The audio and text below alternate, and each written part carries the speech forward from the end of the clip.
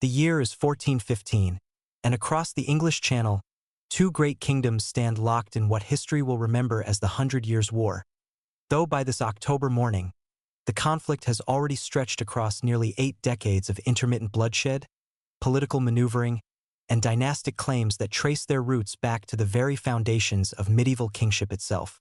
Picture, if you will, the rolling green countryside of England in the early 15th century, where the morning mist clings to ancient oak trees and stone castles rise from fertile valleys like sleeping giants. Here, in the royal palace of Westminster, a young king paces the cold stone floors of his private chambers, his mind consumed not with the comfortable luxuries of court life, but with dreams of glory that stretch across the grey waters of the Channel to the disputed lands of France. King Henry V, barely 28 years old, carries within his breast the burning ambition that has defined English royalty since his great-great-grandfather Edward III first laid claim to the French throne nearly a century before. The legal justification for this claim winds through the complex tapestry of medieval succession law like a golden thread through dark cloth, originating in the marriage of Edward's mother, Isabella of France, to his father Edward II, creating what English lawyers argue is an unbreakable blood connection to the Capetian dynasty that has ruled France since the time of Charlemagne. But legal claims and royal bloodlines are abstractions that mean little to the common folk who must bear the burden of war. In the villages of England, from the misty highlands of Yorkshire to the gentle hills of Kent, craftsmen work their trades while their sons practice with longbows in the village greens, following traditions that stretch back generations. The English longbow, that elegant weapon of war carved from yew wood and standing taller than a man, has become more than mere military equipment. It represents the democratic spirit of English warfare, where a common yeoman can fell a noble knight with a single well-placed arrow. These English archers, drawn from the ranks of farmers, craftsmen, and rural laborers, train from childhood in the demanding art of the longbow. Their powerful shoulders and thick arms, developed through years of drawing bowstrings that require over 100 pounds of force, mark them as distinctly as any coat of arms marks a nobleman. They can loose a dozen arrows in the time it takes a crossbowman to reload once, and their bodkin points can penetrate the finest plate armor at ranges that would astound modern observers. Across the Channel, in the magnificent chateaux and towering cathedrals of France, a different tradition of warfare holds sway.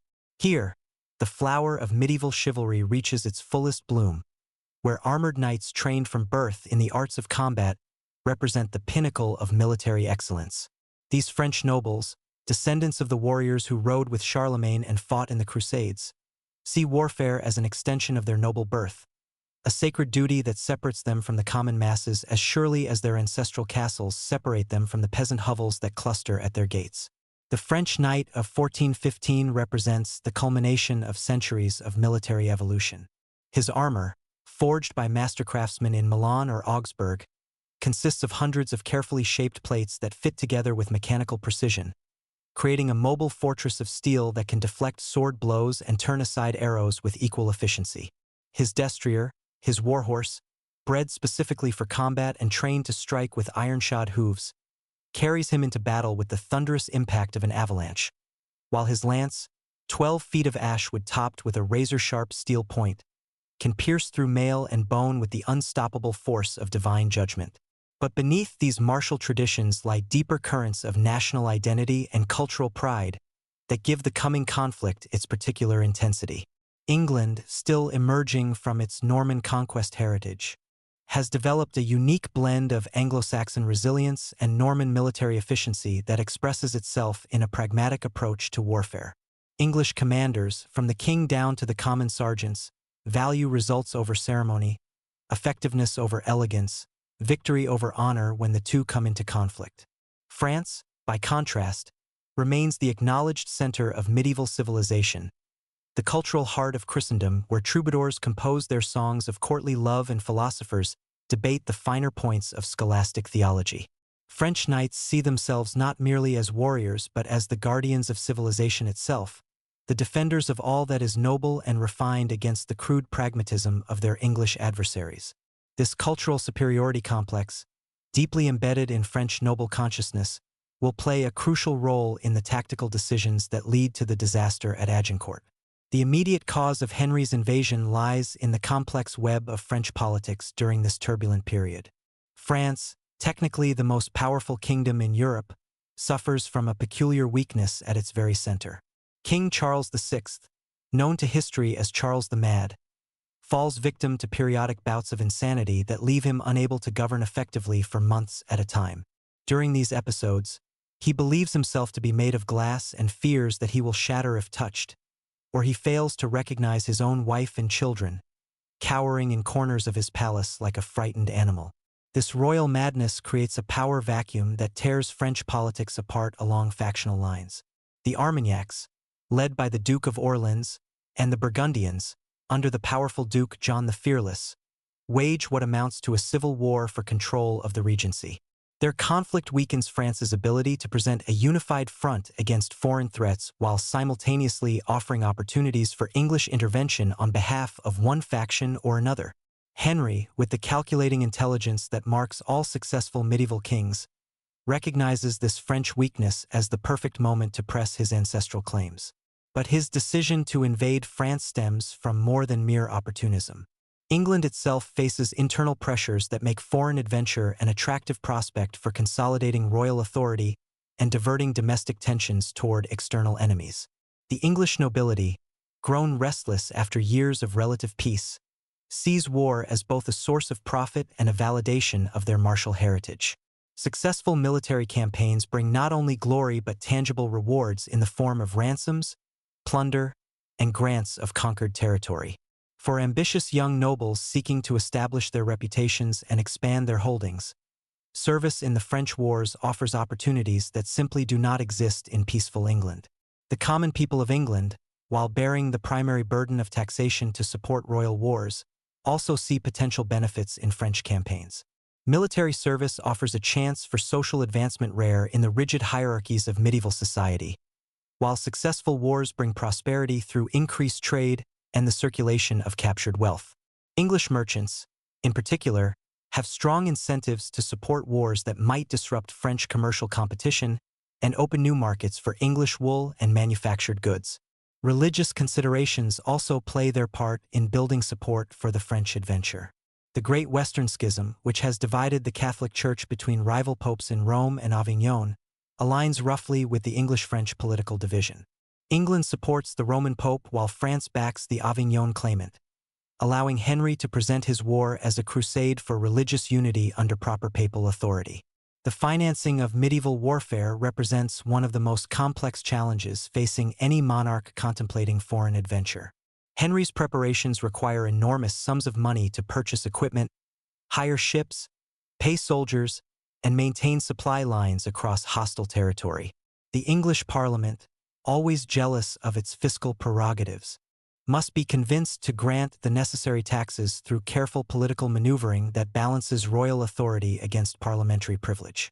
Henry approaches this challenge with the same methodical intelligence that characterizes all his major undertakings.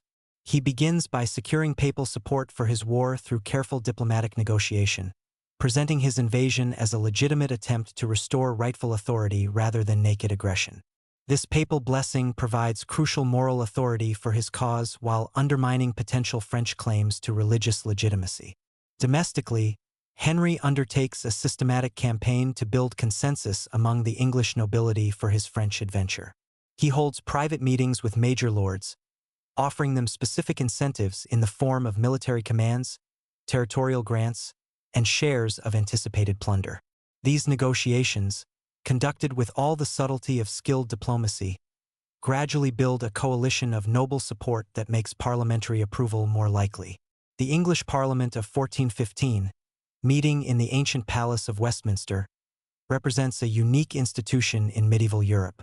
Unlike the Estates General of France or the Imperial Diets of Germany, the English Parliament has developed real power over royal taxation that forces even strong kings like Henry to negotiate rather than simply command.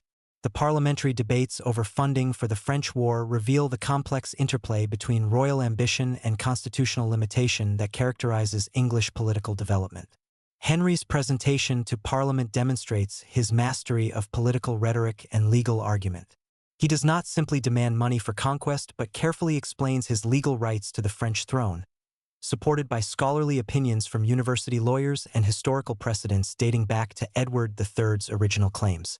This legalistic approach appeals to parliamentary sensibilities while providing moral justification for what might otherwise appear as aggressive warfare. The parliamentary grant, when it finally comes, reflects both support for the king's cause and careful limits on royal authority. The members provide funding sufficient for a major military expedition while ensuring that any permanent taxation requires further parliamentary approval.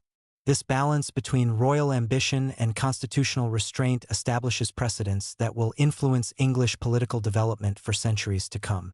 As winter gives way to spring in 1415, the ports of southern England buzz with military preparations on a scale not seen since Edward III's great expeditions of the previous century. Portsmouth, Southampton, and a dozen smaller harbors echo with the sounds of shipwrights constructing transport vessels, blacksmiths forging armor and weapons, and Fletchers preparing thousands of arrows for the English longbowmen who will carry Henry's banners across the Channel. The logistics of medieval warfare present challenges that modern observers often underestimate. Moving an army of 10,000 men across the English Channel requires not only ships and navigation but careful coordination of supplies, equipment, and personnel that tests the administrative capabilities of even the most efficient royal government. Every archer needs not only his bow and arrows but also protective equipment, camping gear, and sufficient food for what may prove to be an extended campaign in hostile territory. Henry's preparations reveal the methodical approach that characterizes his entire reign. Working with his most trusted advisors, including his brothers Thomas Duke of Clarence and John Duke of Bedford, he creates detailed plans that account for every aspect of the coming expedition.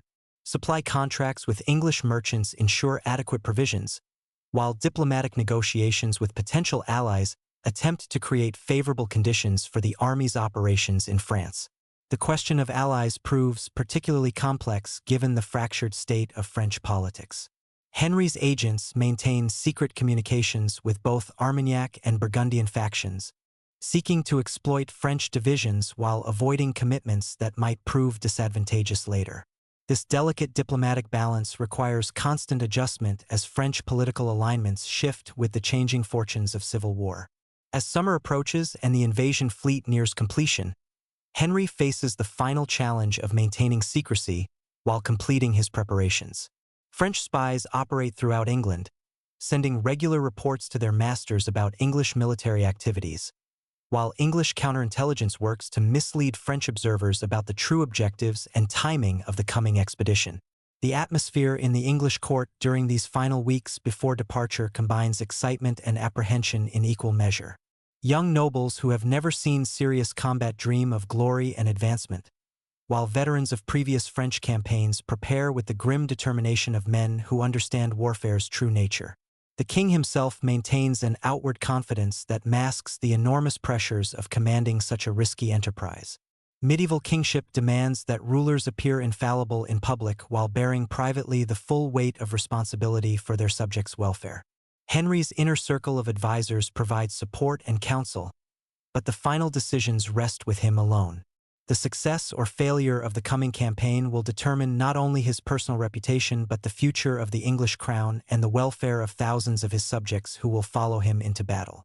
As autumn mists begin to gather over the English countryside and the great adventure beckons from across the narrow waters of the Channel, Henry and his army prepare for what will become one of the most famous military campaigns in European history. Though none who prepare their equipment and say their prayers in English churches can foresee the mud-soaked field near a small French village where destiny awaits them. Part 2. The Channel Crossing and the Siege of Harfleur.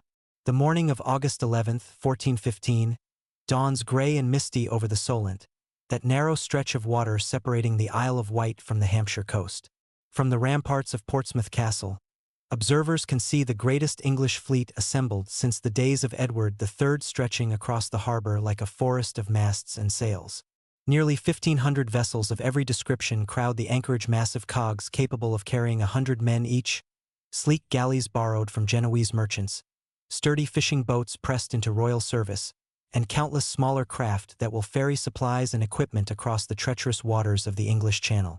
King Henry himself stands on the deck of the Trinity Royal, his flagship, a magnificent vessel of over 500 tons that represents the pinnacle of medieval shipbuilding technology.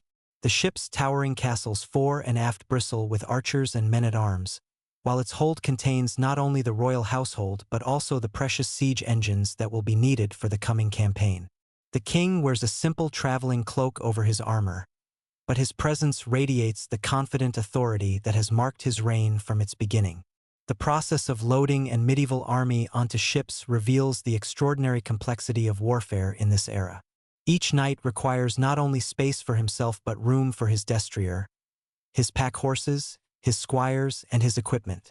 A single man-at-arms might need accommodation for 3 or 4 animals, along with armor, weapons, camping gear, and provisions for what could prove to be a campaign lasting many months. The longbowmen, while requiring less space individually, travel in such numbers that their collective needs strain even this massive fleet to its limits. Master mariners, their faces weathered by decades of channel crossings, work with military commanders to organize the loading process with mathematical precision. Each ship receives a carefully calculated mixture of men, horses, and supplies designed to ensure that no single vessel's loss would cripple the entire expedition. The horses, nervous and frightened by the unfamiliar motion of the ships, require special handling by experienced grooms who understand how to keep these valuable animals calm during the crossing.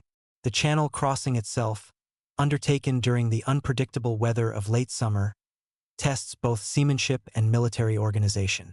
Medieval navigation relies primarily on dead reckoning and coastal landmarks, making night sailing extremely dangerous, especially with such a large fleet. The ships must maintain formation while avoiding collisions, a challenging task when wind and current can scatter vessels across miles of gray water. Henry's strategic decision to target Harfleur as his first objective reflects careful planning based on both military necessity and political calculation. This fortified port city, located at the mouth of the Seine River, controls access to the Norman heartland and serves as a crucial link in France's coastal defenses. Its capture would provide the English army with a secure base for future operations while denying the French a port from which they might launch attacks against English shipping. Harfleur itself, in the summer of 1415, represents a typical example of late medieval urban fortification. The city's walls, built and rebuilt over centuries of warfare, incorporate both traditional stone masonry and newer architectural innovations designed to resist artillery. Massive round towers anchor the corners of the defensive perimeter, while the gates are protected by elaborate barbicans that force attackers to expose themselves to defensive fire from multiple angles. The French garrison, commanded by the experienced soldier Jean d'Estouteville, consists of approximately 400 men-at-arms and crossbowmen, along with several hundred civilian volunteers drawn from the city's population. While numerically inferior to Henry's army, these defenders enjoy the enormous advantage of fighting from prepared positions behind walls that have never been successfully stormed by a foreign enemy. D'Estouteville, a veteran of numerous campaigns against English raiders, understands that his primary objective must be to delay the English advance long enough for French relief forces to organize and march to his assistance. He implements a defensive strategy based on making every yard of ground as costly as possible for the attackers, while conserving his own forces for the decisive moments when English assaults reach the walls themselves. The English siege begins with the methodical establishment of a blockade designed to prevent French supplies and reinforcements from reaching the city. Henry's engineers, many of them veterans of previous sieges, create a series of fortified camps that surround Harfleur while remaining connected by trenches and earthworks. This investment, as medieval commanders term the process of surrounding a fortified position, requires enormous amounts of labor and demonstrates the English army's engineering capabilities. Medieval siege warfare combines ancient techniques with newer innovations in ways that create a deadly chess match between attackers and defenders.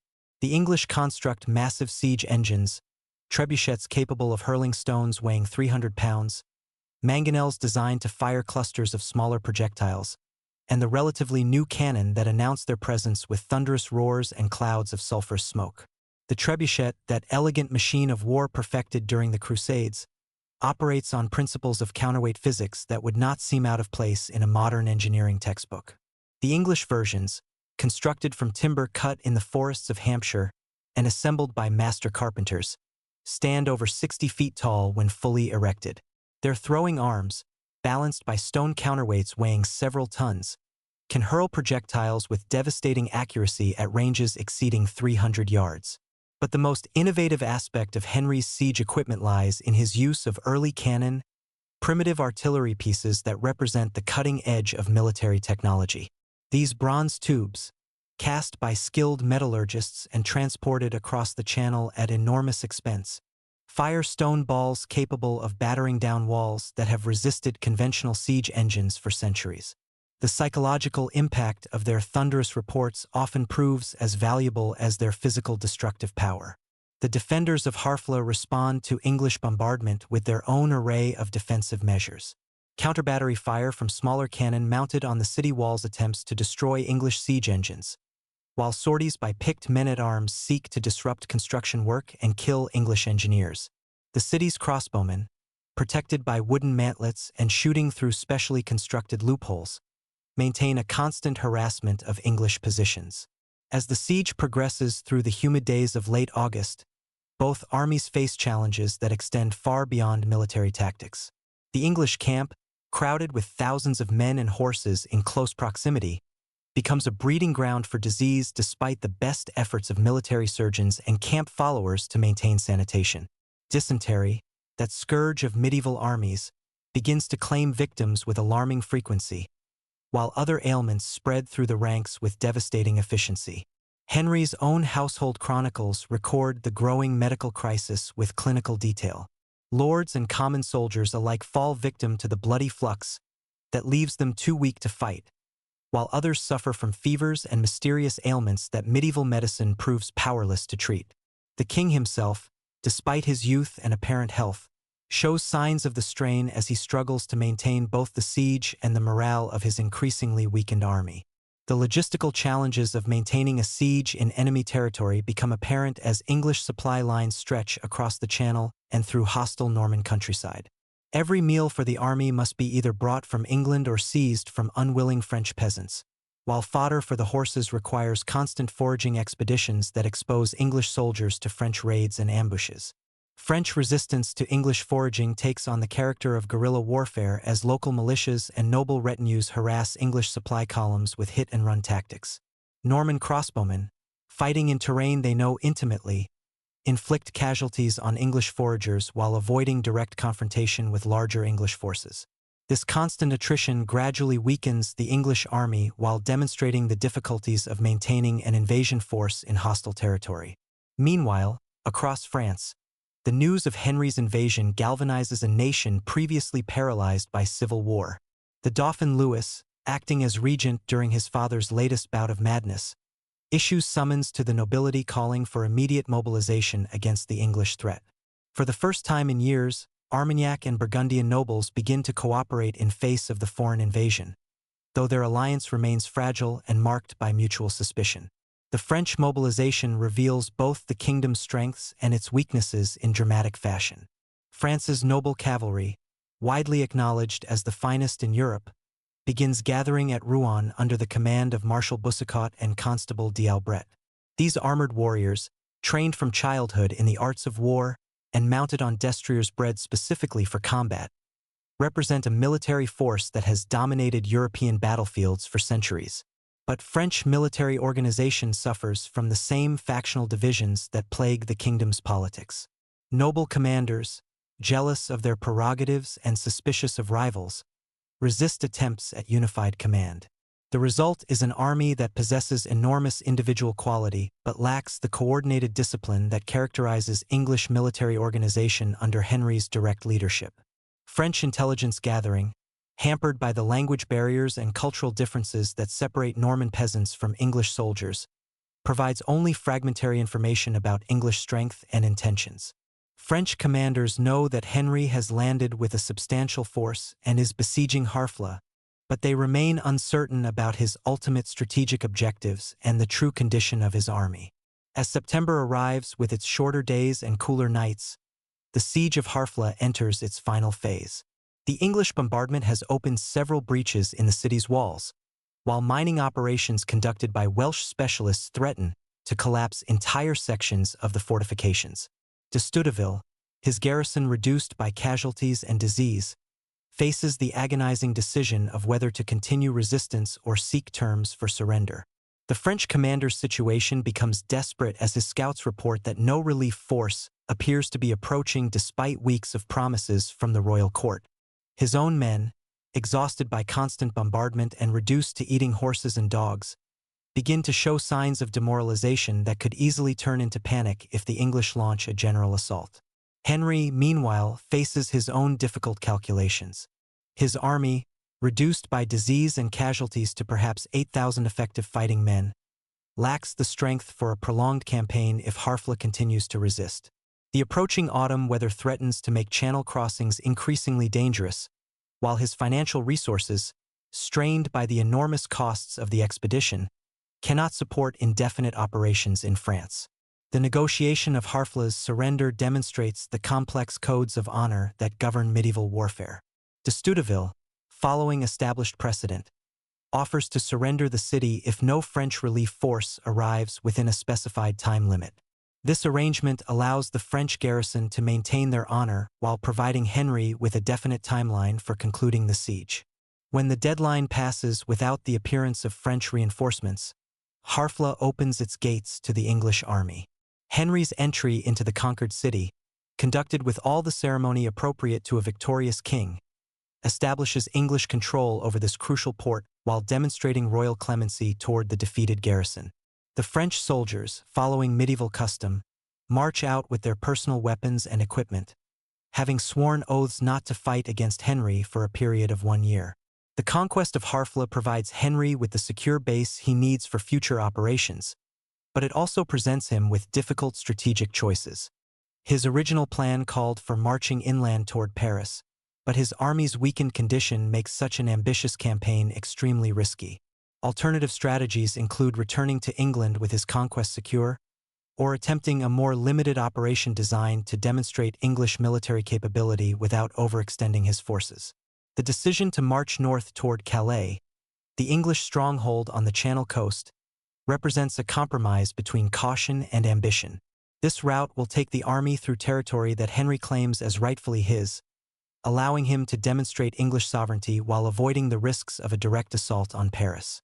The march will also provide opportunities for the profitable business of medieval warfare, the capture of prisoners for ransom and the seizure of portable wealth. But the decision to march through hostile territory with a weakened army in the face of gathering French forces represents a calculated gamble that will test both Henry's generalship and his soldiers' discipline.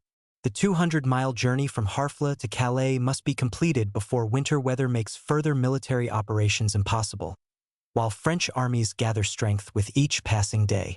As October dawns with its characteristic Norman mists, and the English army prepares to abandon the security of Harfla for the uncertainties of the march north, few observers could predict that this decision will lead to one of the most famous battles in European history. The muddy fields near a small village whose name is barely known even to local residents await their appointment with destiny, while two armies converge along routes that will intersect at a place called Agincourt. Part 3. The armies converge. Preparation for battle. The morning of October 24, 1415, breaks cold and gray over the Pas-de-Calais, that disputed borderland where Flemish merchants and Norman farmers have watched armies march back and forth for generations. Near the village of Maisoncelles, barely 3 miles from the small settlement of Agincourt, King Henry's exhausted army prepares for what may prove to be its final morning on French soil. The English camp, a collection of muddy trenches and improvised shelters, houses perhaps 6,000 men who have marched over 200 miles through hostile territory while living on short rations and facing constant harassment from French raiders. Henry himself moves through his camp in the pre-dawn darkness, his royal cloak pulled tight against the October chill. The young king's face, weathered by weeks of campaigning and marked by the strain of command, shows no trace of the doubt that must gnaw at any intelligent commander facing such overwhelming odds. His presence alone serves to steady his men, for medieval warfare depends as much on leadership and morale as it does on weapons and tactics. The English army that prepares for battle represents a unique synthesis of military traditions that sets it apart from other European forces of this period. At its core stand approximately 5,000 longbowmen, yeomen drawn from the shires of England who have trained with their weapons since childhood. These men, recognizable by their powerful shoulders and the distinctive bracers that protect their bow arms, carry weapons that represent centuries of evolutionary development in the archer's craft. The English longbow of 1,415 stands as tall as a man and requires tremendous strength to draw effectively. Carved from yew wood that has been seasoned for years, these bows can drive a bodkin point arrow through mail at ranges exceeding 200 yards, while their rate of fire surpasses any other missile weapon of the period. Each archer carries a sheaf of 24 arrows in addition to those thrust into the ground before his position, giving him enough ammunition for sustained combat. The archer's arrows themselves represent sophisticated engineering adapted to specific tactical purposes. Bodkin points, designed to penetrate armor, feature narrow steel heads that can slip between the links of mail or find the joints in plate armor. Broadheads, intended for use against unarmored targets, create devastating wounds that quickly incapacitate enemies. Fire arrows, though rarely used in pitched battle, can create psychological effects that exceed their physical damage. Supporting the archers are perhaps 1,500 men-at-arms, the heavy infantry that forms the backbone of medieval armies. These professional soldiers, drawn from the English nobility and gentry, wear the finest armor that contemporary metallurgy can produce. Their equipment, worth more than most men earn in a lifetime, transforms them into walking fortresses capable of dominating any battlefield through superior protection and training. The typical English man-at-arms of 1415 wears a complete harness of plate armor that covers him from head to toe in overlapping steel plates. His bassinet, a pointed helmet with a hinged visor, protects his head while allowing adequate vision and breathing. His body armor consists of a breastplate and backplate connected by articulated side plates, while his arms and legs are protected by carefully fitted pieces that allow freedom of movement without sacrificing protection. The weapons carried by these armored warriors reflect the deadly efficiency of late medieval combat.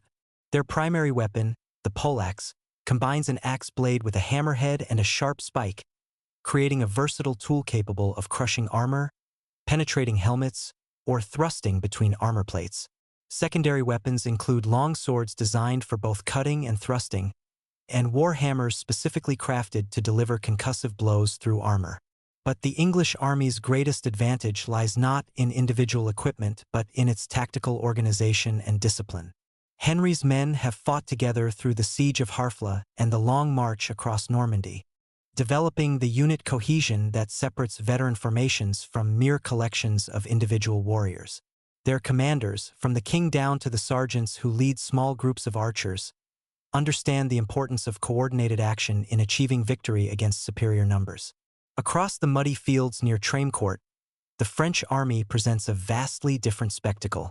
Numbering perhaps 25,000 men, this force represents the flower of French chivalry gathered under the banners of the greatest nobles in the kingdom.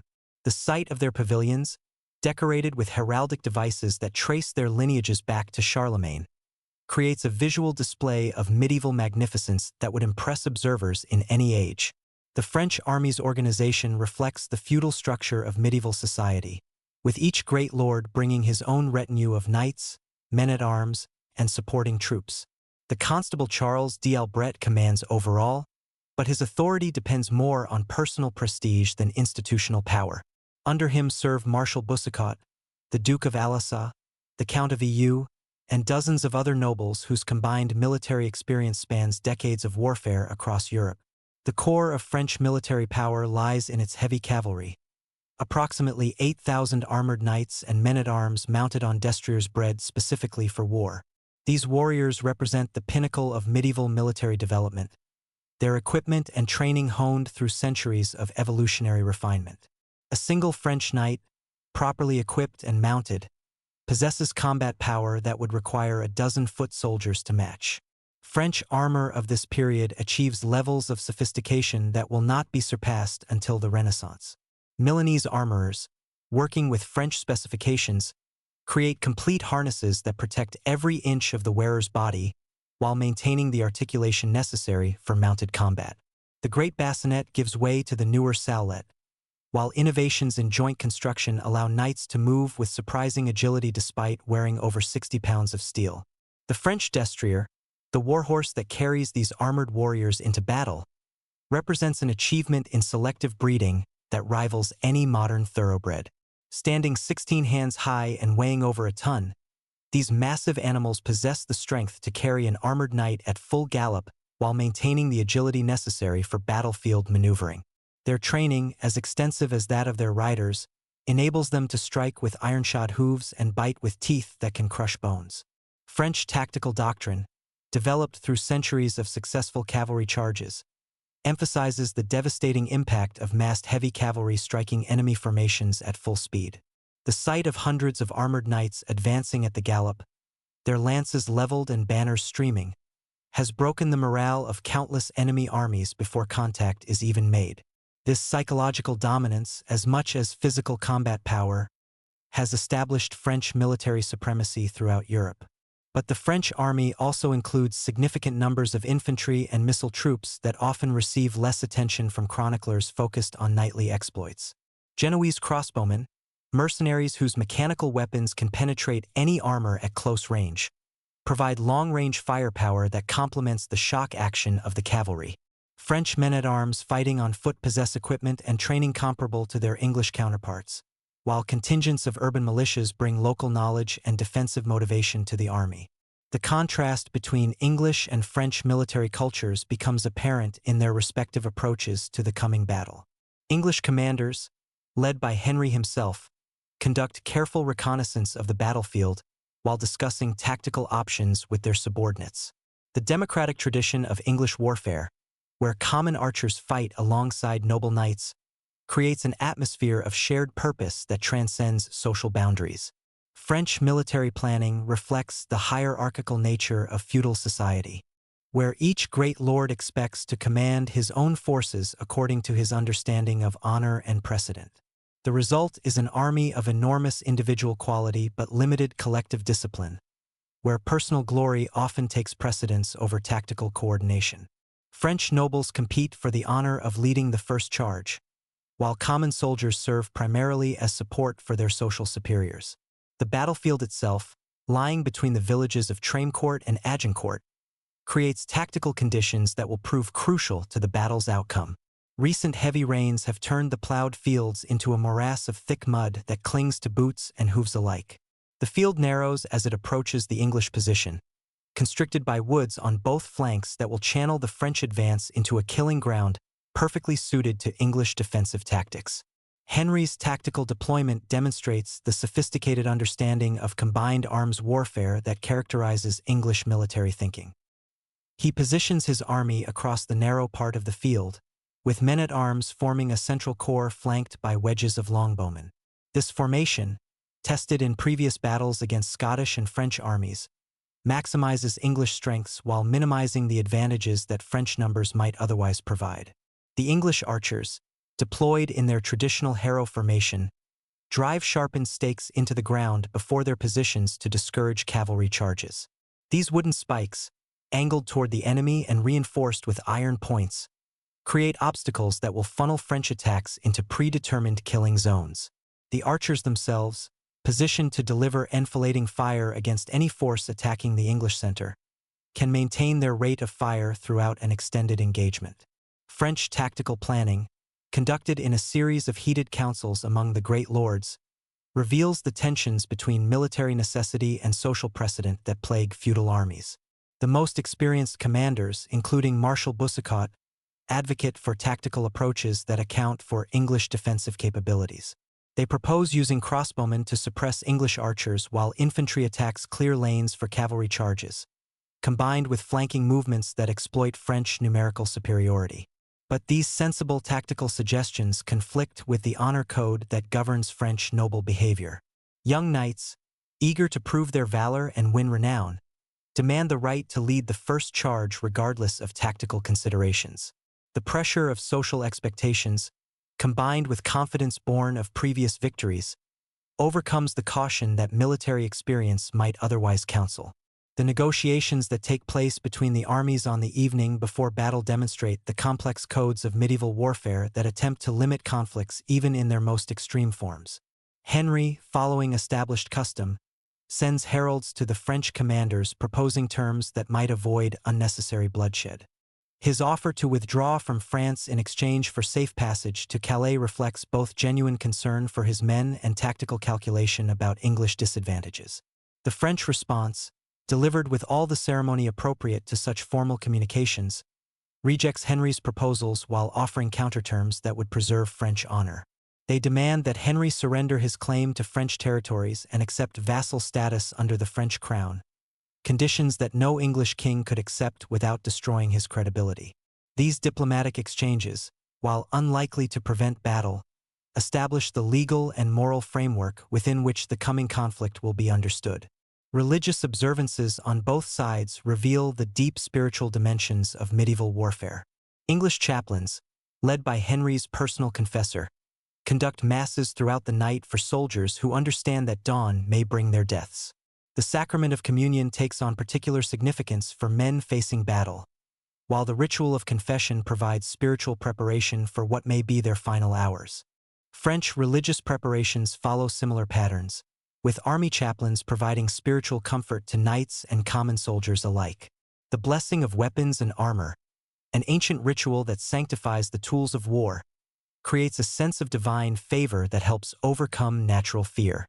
Both armies pray to the same God for victory, each convinced that their cause enjoys heavenly support.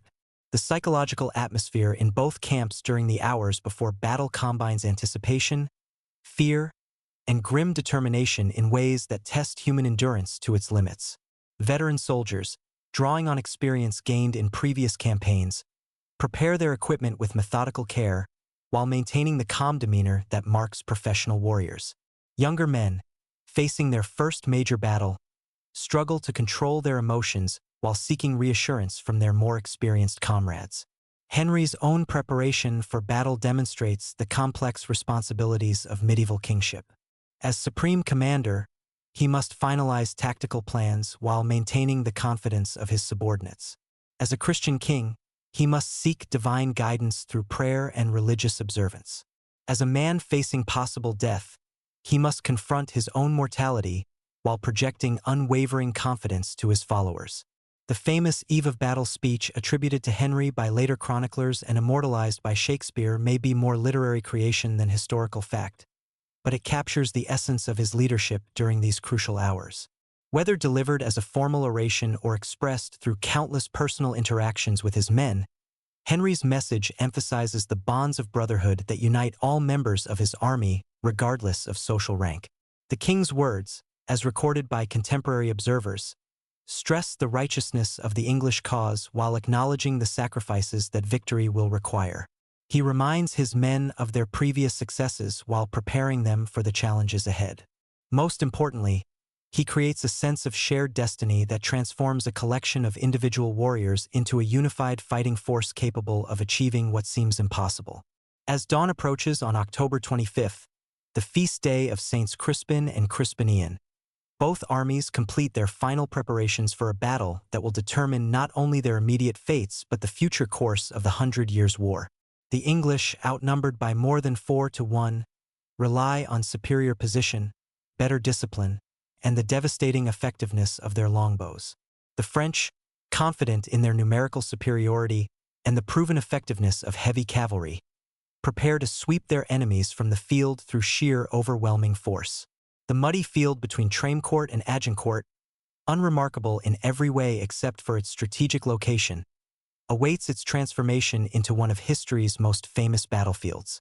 As the gray October dawn begins to lighten the eastern sky, both armies move into their final positions for a confrontation that will echo through the centuries, inspiring poets and playwrights while demonstrating once again that courage and tactical intelligence can triumph over mere numbers when the odds seem most hopeless.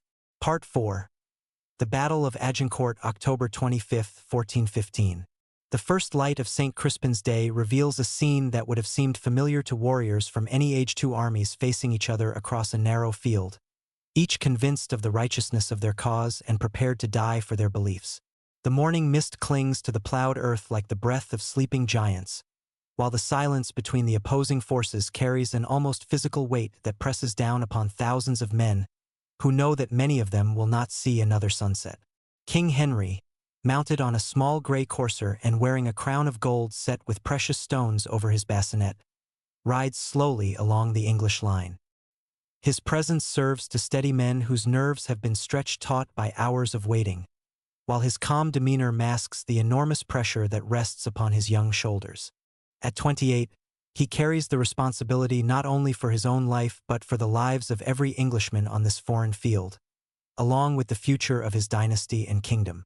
The English formation, perfected through decades of warfare against Scottish raiders and French invaders, represents the culmination of tactical evolution that has transformed medieval combat. The longbowmen, deployed in their traditional harrow formation with overlapping fields of fire, have driven their protective stakes deep into the muddy ground. Each archer stands with his bow unstrung but ready, his arrows thrust point down into the earth before his position, creating a bristling hedge of steel that awaits the French advance. Between the archer formations, the English men-at-arms stand in closely packed ranks, their polished armor gleaming dully in the gray morning light. These professional warriors, many of them veterans of the Welsh campaigns and the Siege of Harfleur, represent the military elite of England. Their weapons, poleaxes, war hammers, and long swords, are the products of the finest armorsmiths in Europe, while their training has been honed through years of constant warfare. The sound that breaks the morning silence comes not from human throats, but from the French trumpeters, whose brass instruments send a clear, piercing note across the battlefield. This signal, traditional in medieval warfare, announces that the battle is about to begin while providing French commanders with a means of coordinating their initial movements. The English response comes from their own musicians, creating a brief musical duel that seems almost civilized compared to the carnage that will soon follow. French tactical deployment reveals both the strengths and weaknesses of feudal military organization. The first line, consisting of approximately 8,000 dismounted men-at-arms, advances on foot across the muddy field. This decision, controversial among French commanders, reflects lessons learned from previous defeats where mounted charges against prepared positions proved disastrous. By advancing on foot, French knights hope to maintain better formation while presenting more difficult targets for English archers. Behind the dismounted knights, a second line of mounted cavalry waits for the signal to charge. These horsemen, numbering perhaps 4,000, represent the traditional striking force of French armies. Their destriers paw the ground impatiently while their riders adjust equipment and offer final prayers. The sight of these armored warriors, their lances glittering with steel points and their banners displaying the heraldic devices of France's greatest families, would normally be sufficient to break enemy morale before battle is even joined. The French advance begins slowly, almost ceremonially, as the dismounted knights struggle to maintain formation while crossing the plowed field. The recent rains have turned the earth into a clinging morass that sucks at their feet with each step, while the weight of their armor multiplies the effort required for movement. What should have been a coordinated advance quickly becomes a labored struggle against the elements as much as against the enemy. Henry, watching the French approach from his position behind the English line, times his response with the precision of an experienced commander. When the advancing French reach a point approximately 250 yards from the English position, he raises his hand and shouts the command that will unleash one of the most devastating archery barrages in military history. "Draw your arrows to the ear and loose." The sound of 5,000 bowstrings releasing simultaneously creates a noise like thunder, while the whistle of 20,000 arrows in flight fills the air with a deadly music. The first volley, aimed at the maximum range of the longbow, arcs high into the gray morning sky before descending like a steel rain upon the advancing French formation. The bodkin points, designed specifically to penetrate armor, find gaps in the French defense with lethal precision. The effect of the English archery on the French advance exceeds even the most optimistic expectations of Henry's commanders. Knights in the front ranks, struck by multiple arrows, stumble and fall while their comrades behind them become entangled in the confusion. The psychological impact proves as devastating as the physical damage, as horses in the cavalry formations rear and bolt when struck by arrows, creating chaos that spreads throughout the French ranks. But the French knights, trained from childhood to face death with courage, continue their advance despite mounting casualties. Their armor, the finest that medieval metallurgy can produce, deflects many arrows while their shields provide additional protection against the English barrage. The survivors, driven by honor and desperation, press forward through the mud and bodies toward the English line. The second English volley, loosed when the French have closed to within 150 yards, achieves even more devastating results. At this range, the longbow's penetrating power reaches its maximum effectiveness, while the closer distance allows for more accurate aim at the gaps and joints in French armor. Knights who have survived the first barrage find themselves overwhelmed by the concentrated fire of English archers who can now select individual targets. The sound of battle, previously dominated by the whistle of arrows and the cries of wounded men, now includes the distinctive crack of breaking lances and the metallic crash of armored bodies striking the ground. French knights, hampered by their heavy equipment and the treacherous footing, begin to pile up in heaps as those behind push forward over the bodies of their fallen comrades. The English archers, their initial supply of arrows exhausted, do not pause to rest-ring their bows but instead draw the mallets and axes that serve as their secondary weapons. These yeomen, strengthened by years of drawing heavy bows, prove formidable opponents in hand-to-hand combat. Their weapons, designed for practical efficiency rather than chivalric display, include lead-weighted mallets that can crush skulls through armor and sharp axes capable of penetrating the finest plate. The first French knights to reach the English line find themselves facing not individual opponents but a coordinated defense that has been perfected through years of training and combat experience. English men-at-arms, fighting in close formation with mutual support, use their poleaxes and warhammers to exploit the weaknesses in French armor.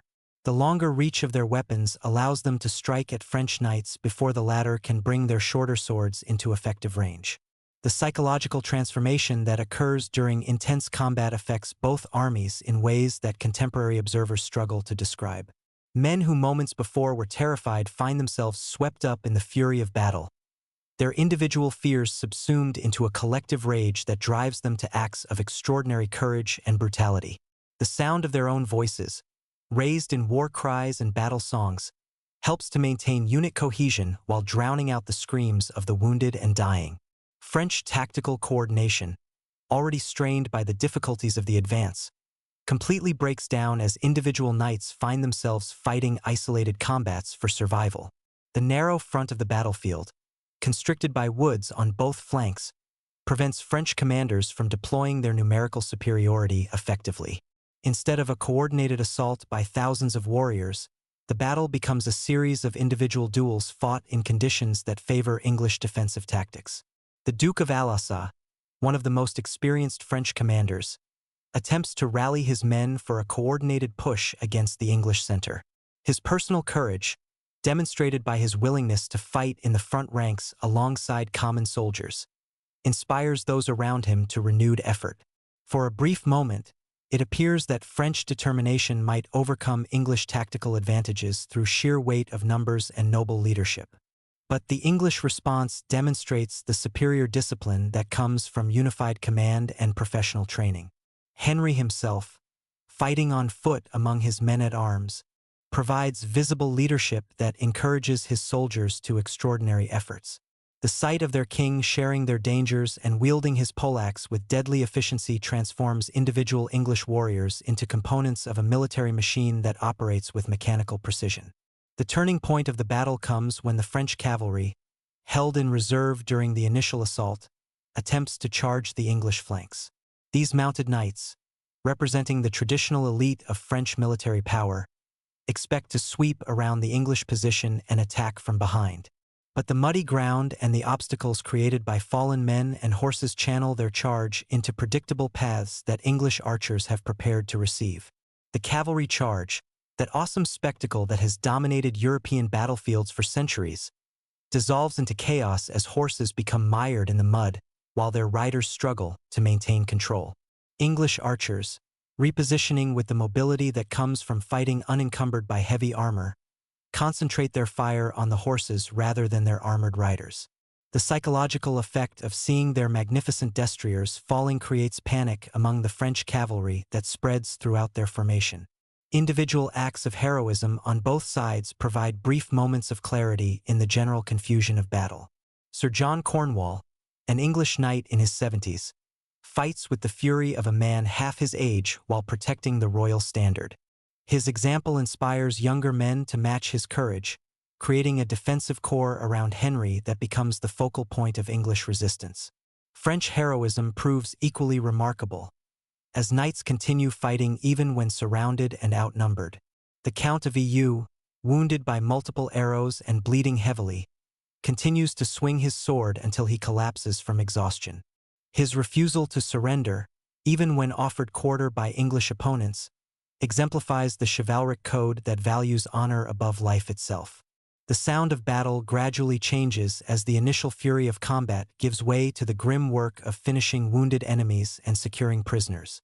English voices, calling for surrender in broken French, mix with the groans of wounded men and the harsh breathing of exhausted combatants. The metallic sound of weapons striking armor becomes less frequent as organized resistance collapses and individual survival takes precedence over tactical objectives. Henry's decision to order the killing of French prisoners, controversial even by medieval standards, reflects the desperate nature of his situation.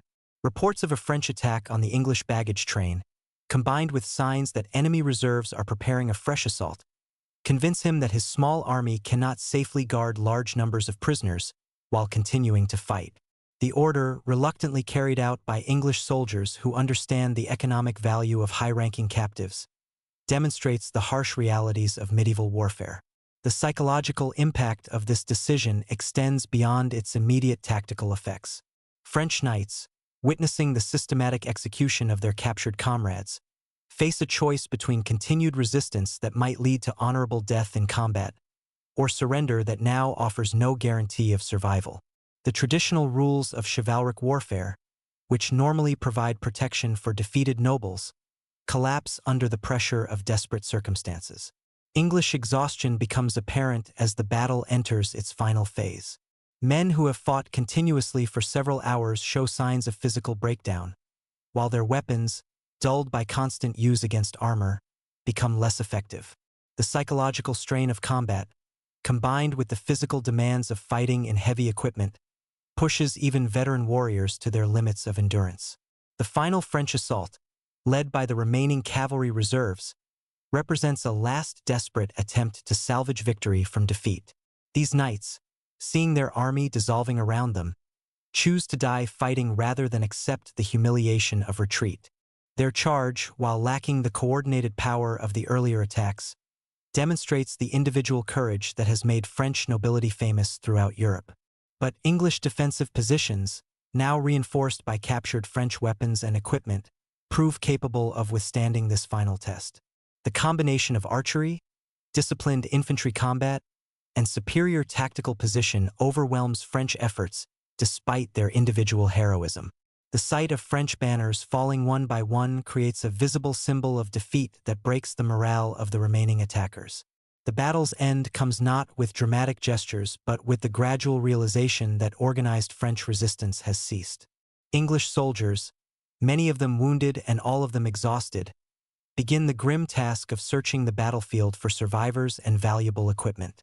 The sounds of combat fade into an eerie silence broken only by the moans of wounded men and the occasional clash of metal as scavengers work among the dead. Henry, his armor dented and blood-stained but his person unharmed, surveys a field covered with the bodies of French nobility. The sight of so many dead knights, men whose names were known throughout Europe, creates a somber mood that tempers the joy of victory. The king's own losses, while light compared to French casualties, include men he has known personally and commanders whose experience will be difficult to replace. The immediate aftermath of the battle reveals the stunning completeness of the English victory. French casualties, estimated at over 6,000 dead, including many of the greatest names in French nobility, represent a catastrophic loss that will affect French military capabilities for years to come. English losses, by contrast, amount to fewer than 30 dead, a disparity so extreme that contemporary chroniclers struggle to explain it in purely military terms. As the October afternoon fades into evening and the surviving English soldiers make camp among the bodies of their enemies, the magnitude of their achievement begins to sink in. A small, diseased, and outnumbered army has defeated the finest military force in Europe through a combination of tactical skill, technological superiority, and sheer determination. The muddy field near Agincourt has become the stage for one of history's most improbable victories, a triumph that will echo through the centuries as proof that courage and intelligence can overcome seemingly impossible odds. The silence that settles over the battlefield as darkness falls carries within it the weight of destiny fulfilled and history changed. Tomorrow will bring the practical tasks of caring for wounded, burying dead, and beginning the march toward Calais. But tonight belongs to reflection on what has been accomplished and what it might mean for the future of two great kingdoms. Part 5. The Aftermath and Consequences of Victory. The dawn of October 26th reveals the true magnitude of the catastrophe that has befallen French arms. Across the muddy field where yesterday's battle raged, the bodies of French nobility lie in heaps that tell the story of a military disaster unprecedented in the annals of medieval warfare. Herald after herald, their colorful tabards now mud-stained and somber, move methodically among the dead, identifying the great names of French chivalry whose loss will reshape the political landscape of Europe.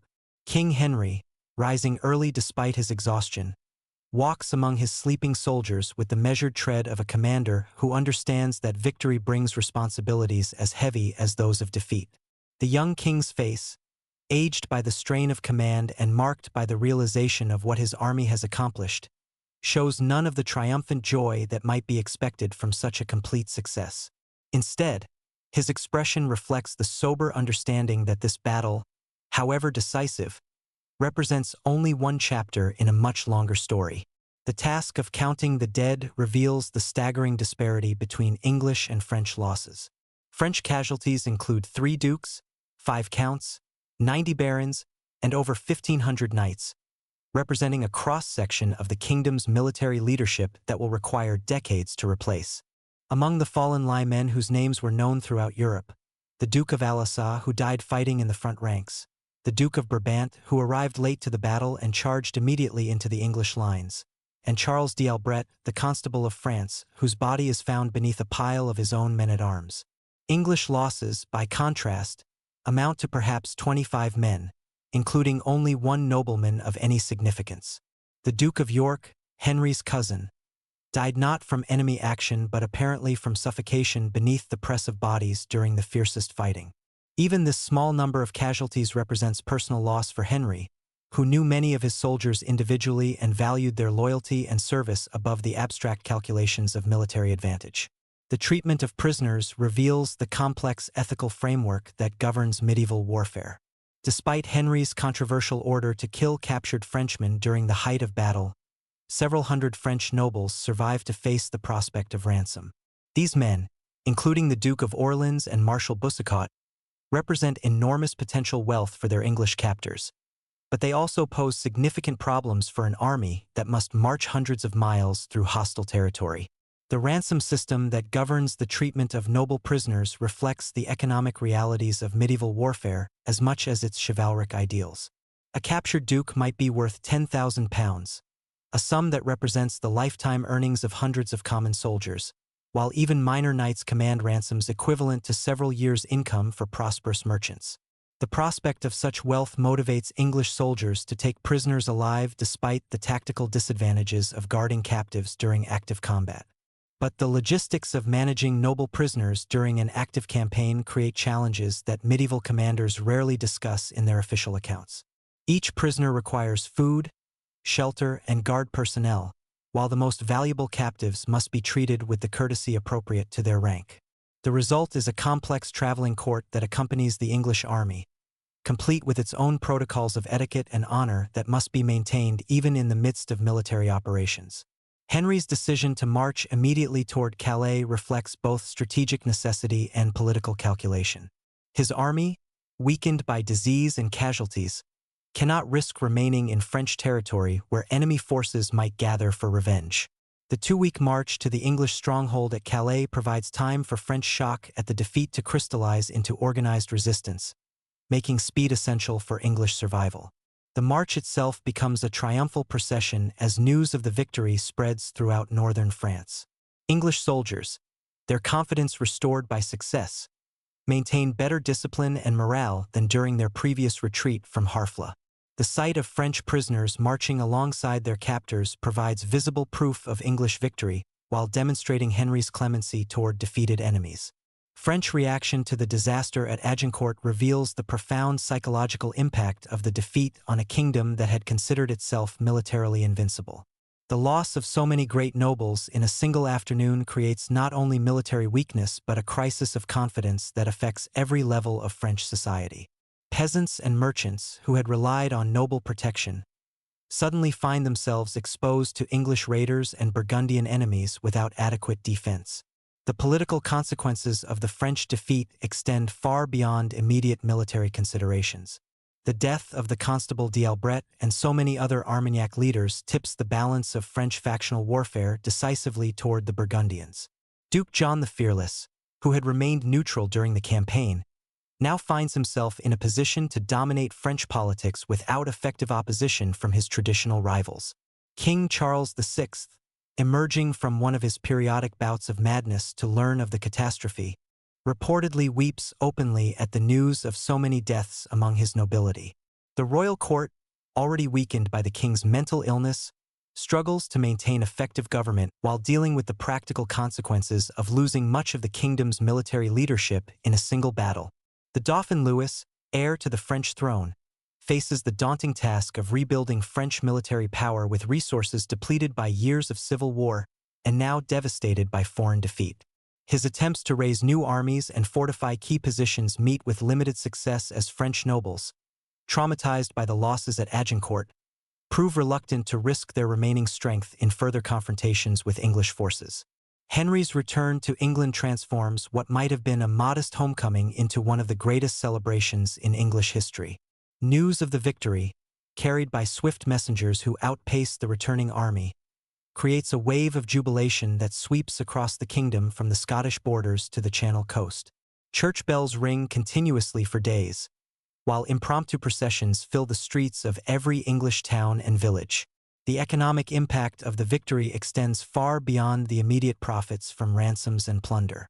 English merchants, sensing new opportunities in French markets disrupted by military defeat, begin planning trading ventures that exploit French weakness. The wool trade, England's primary source of foreign exchange, benefits from French inability to maintain commercial competition, while English manufacturing develops new markets among French customers seeking alternatives to domestic production disrupted by warfare. Parliament, meeting in special session to hear Henry's account of the campaign, grants unprecedented subsidies for future military operations while praising the king's leadership in terms that establish new precedents for royal authority. The success at Agincourt provides Henry with political capital that enables him to pursue more ambitious policies both domestically and internationally, fundamentally altering the balance between royal power and parliamentary privilege. The celebration of Henry's return to London, carefully orchestrated to maximize its political impact, becomes a public spectacle that demonstrates English military superiority to foreign observers while reinforcing domestic support for the king's policies. The procession from Blackheath to Westminster, featuring captured French banners and prominent prisoners, creates visual symbols of victory that resonate throughout English society. Henry's own behavior during these celebrations reveals the complex psychology of successful medieval kingship. While accepting the acclaim of his subjects, he consistently attributes the victory to divine favor rather than personal skill, maintaining the religious framework that provides legitimacy for royal authority.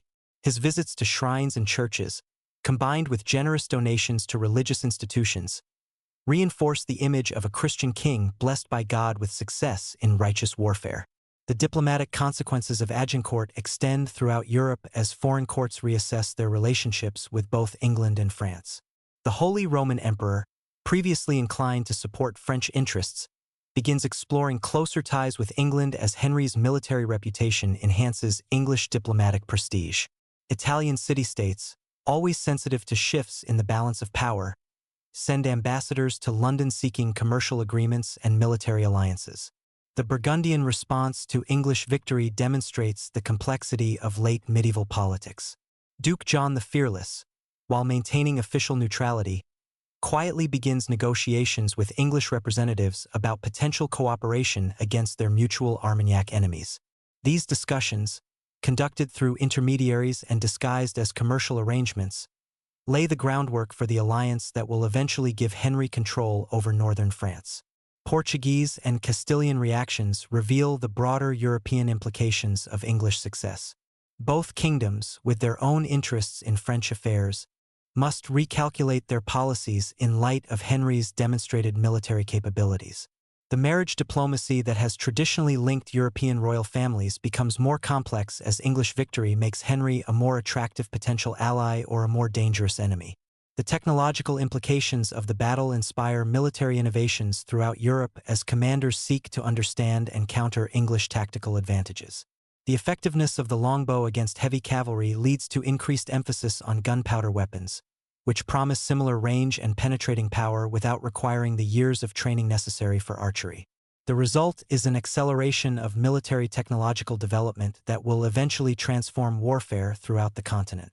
French military reforms, initiated in response to the disaster, focus on reducing reliance on heavy cavalry in favor of more balanced forces that can respond effectively to English tactics. The establishment of professional infantry units and the increased use of gunpowder weapons represent fundamental changes in French military organization that will influence European warfare for centuries. The social consequences of French losses at Agincourt create opportunities for advancement among surviving members of the nobility while disrupting traditional hierarchies. Younger sons and distant relatives find themselves inheriting titles and lands previously held by casualties of the battle, creating a new generation of French leaders whose perspectives differ from their predecessors. These social changes contribute to evolving French attitudes toward warfare and diplomacy that will affect future conflicts. English society experiences its own transformations as veterans of Agincourt return home with enhanced status and, in many cases, substantial wealth from ransoms and plunder. The yeoman archers who formed the backbone of Henry's army find their social position elevated by their military success, contributing to gradual changes in English class structure that will have long-term political implications. The literary and cultural impact of the victory begins almost immediately as chroniclers and poets seek to capture the drama and significance of the battle. English accounts emphasize divine favor and royal leadership, while French chroniclers struggle to explain the disaster in terms that preserve some measure of national honor. These competing narratives establish interpretive frameworks that will influence historical understanding of the battle for generations. Religious interpretations of the victory reflect the deep spiritual dimensions of medieval warfare.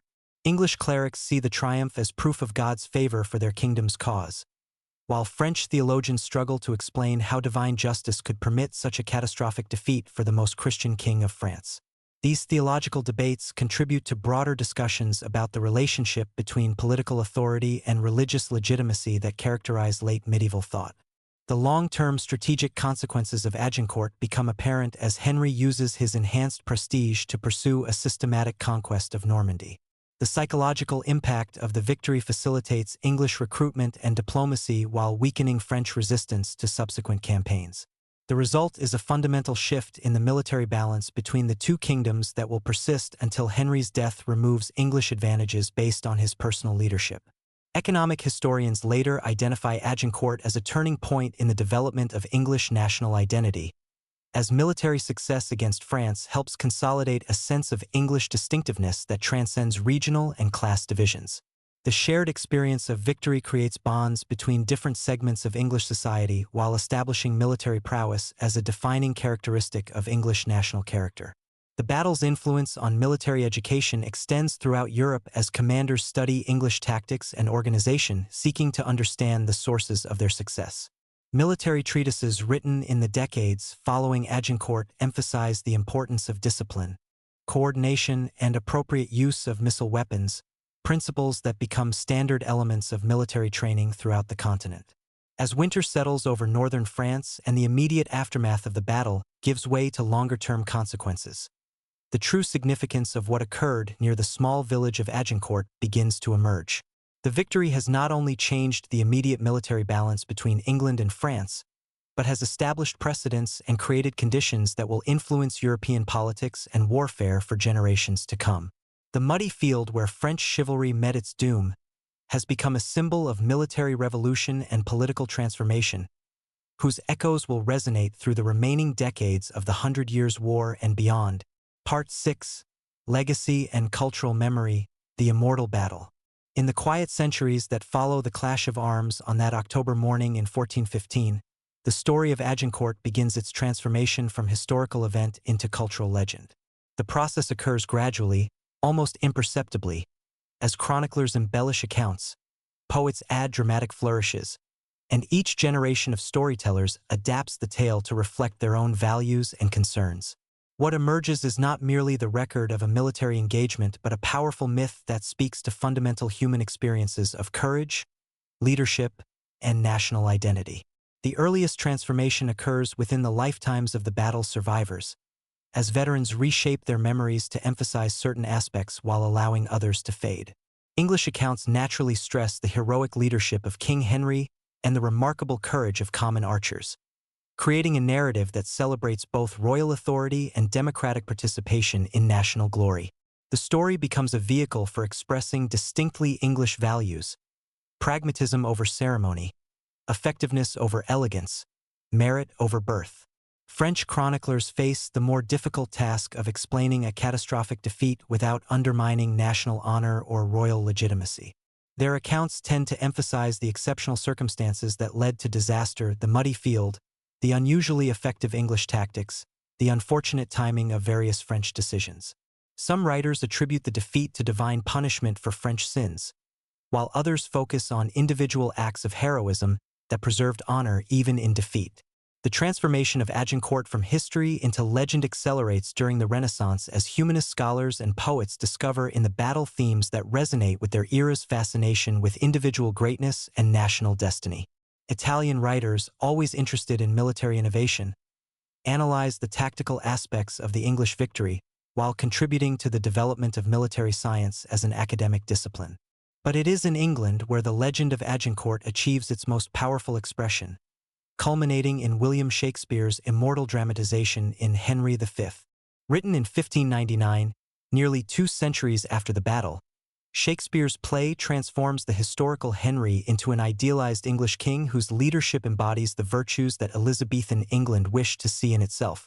The playwright's genius lies not in historical accuracy, but in his ability to distill the essential drama of the situation into poetry that speaks to universal human experiences.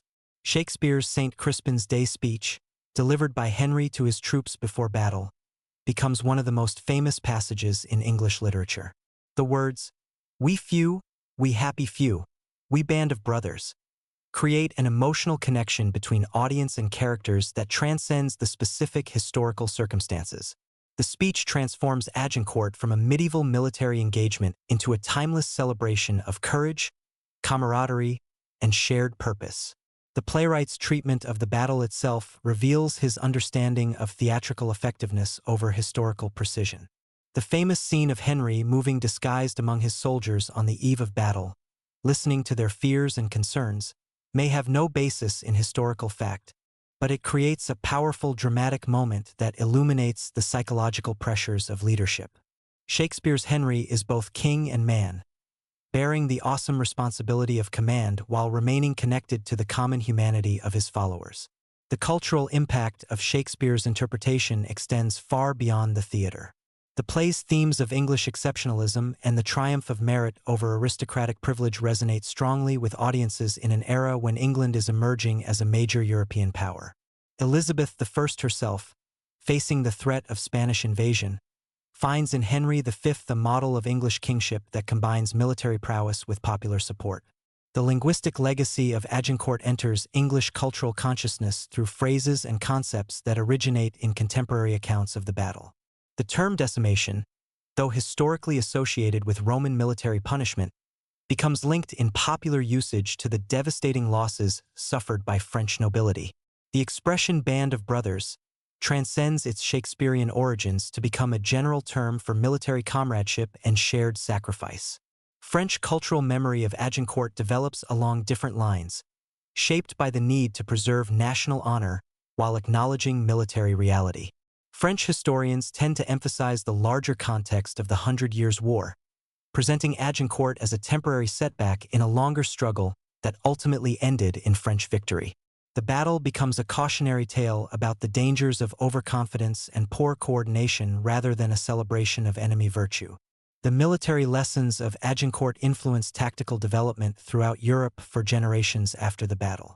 The demonstrated effectiveness of disciplined missile troops against heavy cavalry accelerates the adoption of gunpowder weapons and the development of combined arms tactics.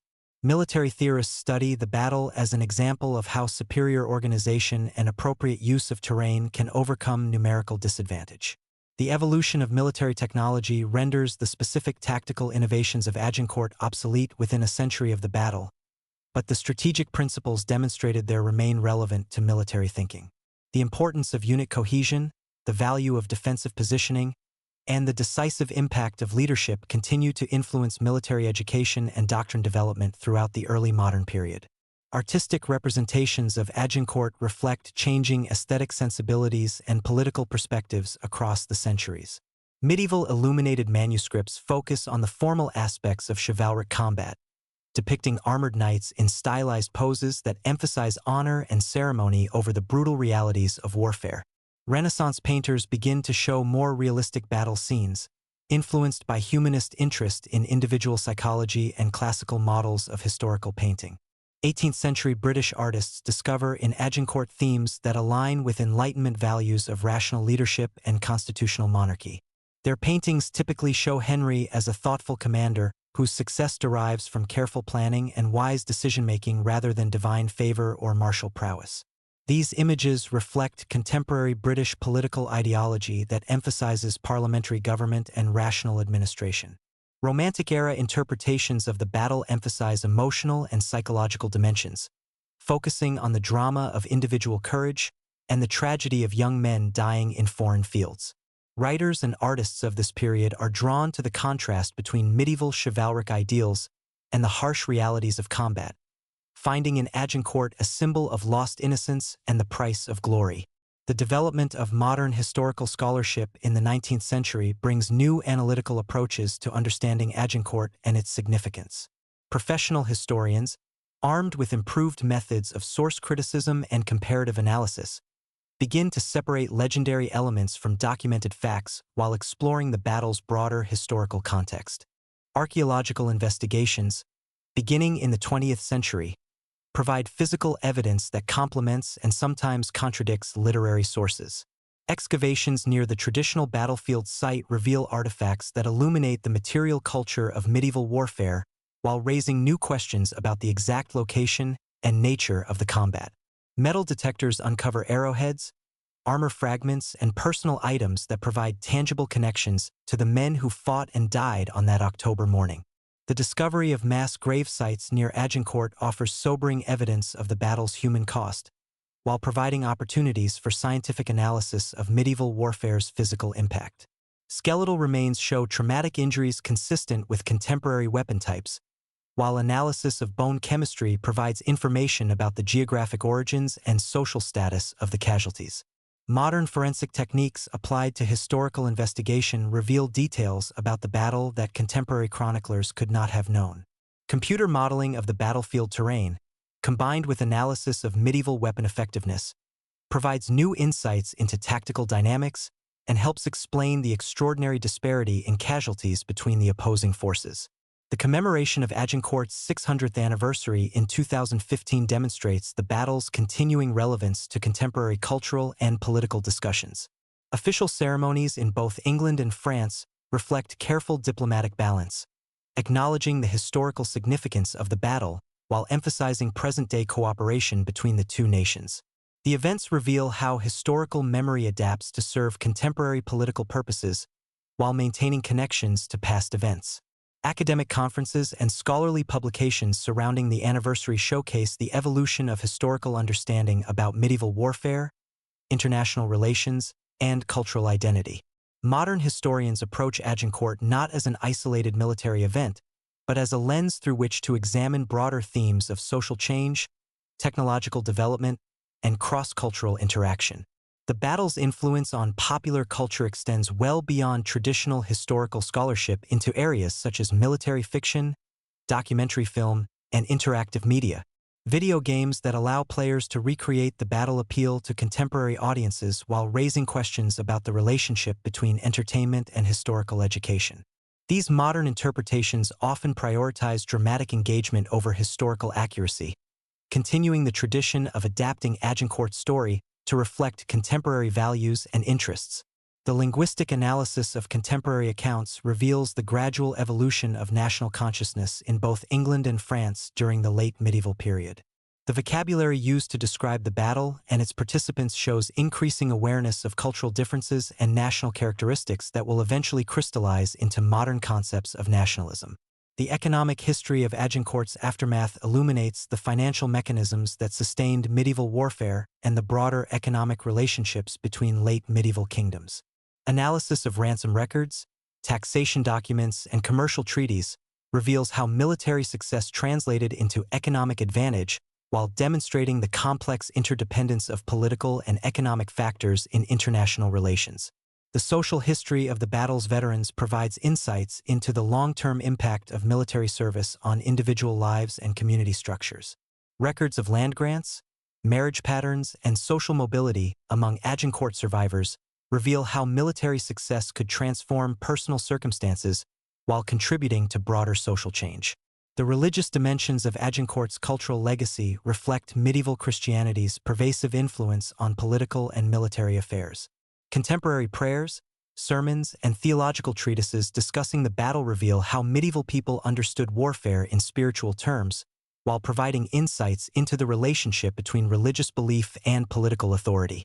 The study of Agincourt's place in medieval military logistics reveals the complex organizational systems required to sustain armies in the field during extended campaigns. Analysis of supply records, transportation arrangements, and communication systems illuminates the administrative capabilities that enabled medieval kingdoms to project military power across substantial distances. The comparative analysis of Agincourt with other medieval battles reveals common patterns in the evolution of military technology and tactics, while highlighting the unique circumstances that contributed to its particular outcome. This broader perspective helps place the battle within the larger context of military development during the transition from medieval to early modern warfare. The psychological dimensions of Agincourt's legacy explore how the experience of combat affected individual participants while contributing to broader cultural attitudes toward warfare and violence.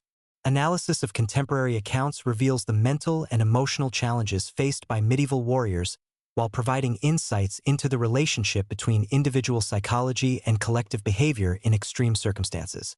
As our journey through the history and legend of Agincourt draws to its close, we return to that muddy field in northern France where, on a cold October morning over 6 centuries ago, the course of history was changed by the courage of ordinary men and the leadership of an extraordinary king. The battle that began with the desperate gamble of an outnumbered English army has grown through the centuries into something far greater than its original participants could have imagined.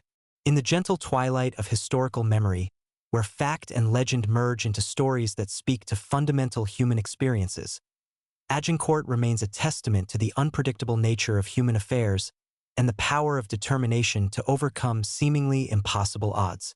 The clash of steel and the whistle of arrows have long since faded into silence, but the echoes of that distant battle continue to resonate through the centuries, reminding us that courage and leadership can triumph even when hope seems lost. And so, as the mists of time settle over the battlefield and the voices of those long-dead warriors fade into the gentle whisper of wind through ancient trees, we leave behind the drama and tragedy of war to find peace in the knowledge that their story lives on. The muddy field has returned to its quiet rural character, but the memory of what occurred there continues to inspire and instruct, offering lessons about human nature and the complexities of leadership that remain as relevant today as they were on that distant St. Crispin's Day when destiny was decided by longbow and determination in the fields of northern France. Rest now in the peaceful knowledge that their sacrifice was not forgotten, that their courage echoes still through the corridors of time, and that the lessons learned in that muddy field continue to illuminate the path forward for those who seek to understand the complex relationship between leadership, courage, and the circumstances that shape human destiny. Sleep well, knowing that history remembers both the glory and the tragedy of Agincourt, and that in remembering, we honor all those who faced impossible odds with unwavering determination and emerged victorious through faith, courage, and the bonds of brotherhood that unite us across the centuries.